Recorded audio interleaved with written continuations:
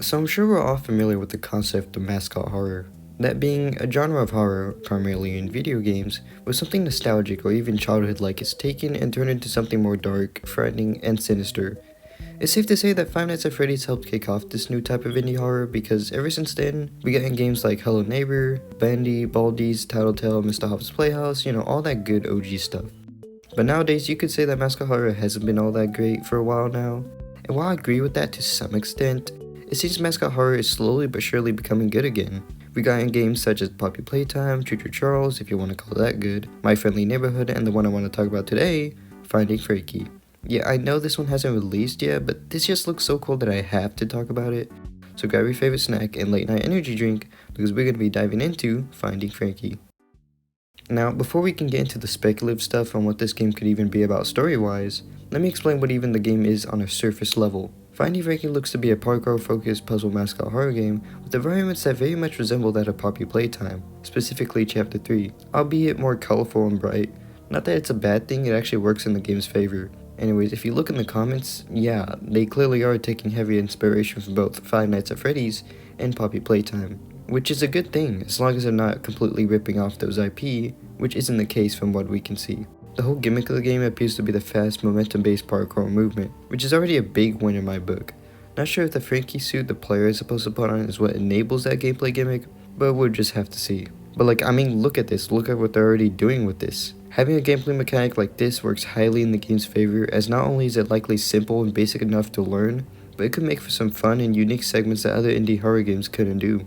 There's so much you can do with this, just imagine the fast-paced chase scenes where you have to outrun Frankie while parkouring your way to a safe escape, all while trying not to slip and fall. Throw some puzzles in that batch, and we got a horror game that is both challenging and fun.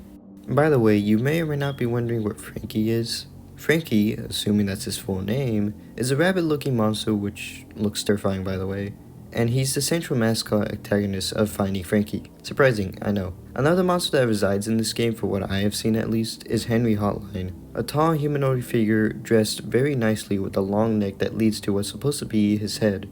A telephone toy that very much resembles something you might have had when you were little. Either that or it reminded you of Toy Story, I don't know. And now that I think about it, those are the only monsters that we have seen. That's one criticism I might have with this trailer, because if there really was more monsters you could encounter, don't you think they would have shown them by now? But you know what, maybe there's more characters that we just haven't seen yet. Who knows, maybe this suck ball thingy is another mascot that the devs could be hinting at. And I do think a bird would be very fitting for another monster / mascot. Oh shit, would you look at that? Okay, so we also got Deputy Duck, but we don't see a monster for him. And we also don't see a lot of imagery for him. But I imagine they are saving this duck for another gameplay trailer, which would likely highlight the water park areas a little more because, well, duck. Sucks that so far there's no female characters. At least give us a lazily put together female counterpart to Frankie. Maybe a pink rabbit with a bell instead of a hat. Gosh, I don't know. Anyways, if you couldn't already tell, this game takes place in a location called Frankie's Parkour Palace, which also advertises itself as the largest indoor trampoline parkour and water park, with many structures to run around and hop about. Mostly fun puzzling challenges for anyone who chooses to have fun here, and as I mentioned before, it doubles as a water park.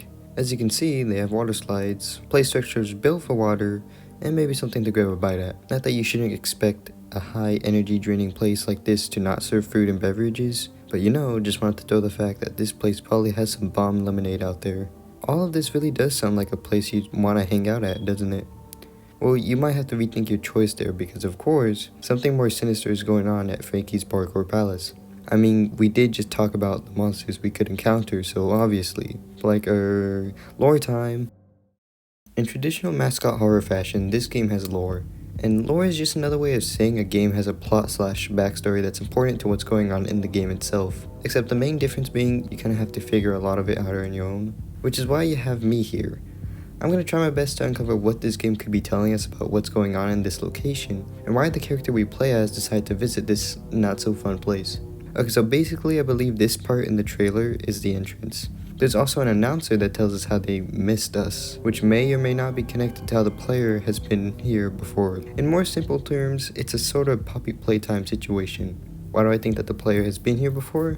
Well, I'll get to that. First, if this happens to be the largest indoor parkour and water park, then why does it seem abandoned and isolated? Well, assuming you've watched the trailer yourself, you know that 3 people mysteriously died in this place. Although from these shots and the fact that almost every environment has blood splatter, it's very likely that more than 3 people died. Okay, so what makes me think that we play as a returning character?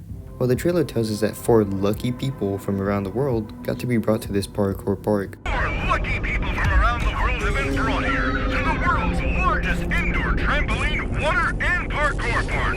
And later in the trailer, it mentions that 3 out of the 4 people that participated in this place's last game show died. Authorities have discovered 3 dead bodies on the premises of Frankie's Parkour Palace, who seem to be 3 of the 4 unfortunate contestants chosen to participate in the company's last game show. This was right before the company that owns this place went into bankruptcy. Why did it go into bankruptcy? Who knows? And the main reason I believe the player is a surviving contestant is the fact that later in the trailer, the announcer tells us how the other contestants died, but we are still left. Quick update for you, lucky contestants. The other contestants have mysteriously died.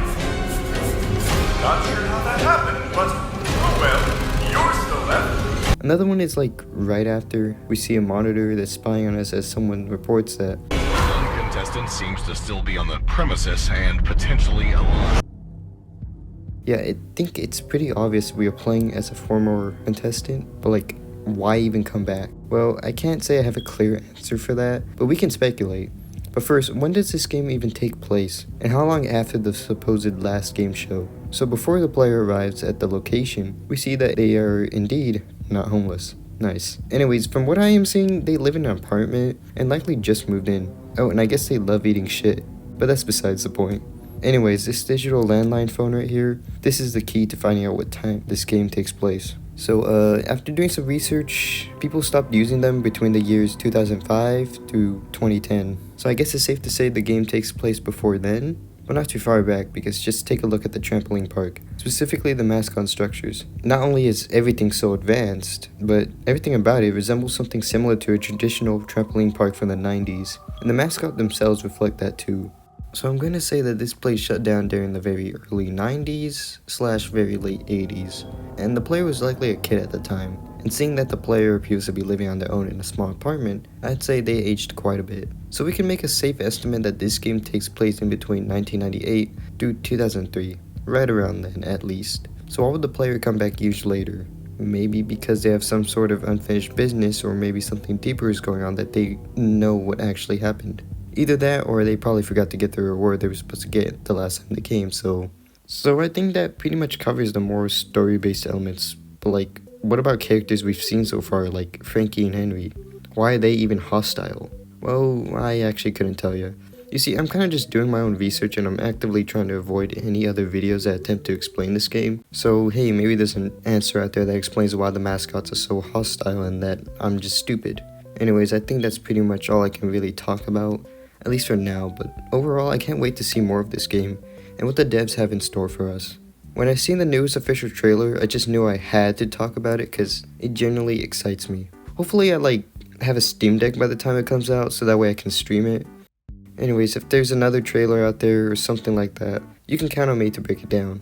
But in the meantime, this has been Hakano, and I'll see ya in the next vid.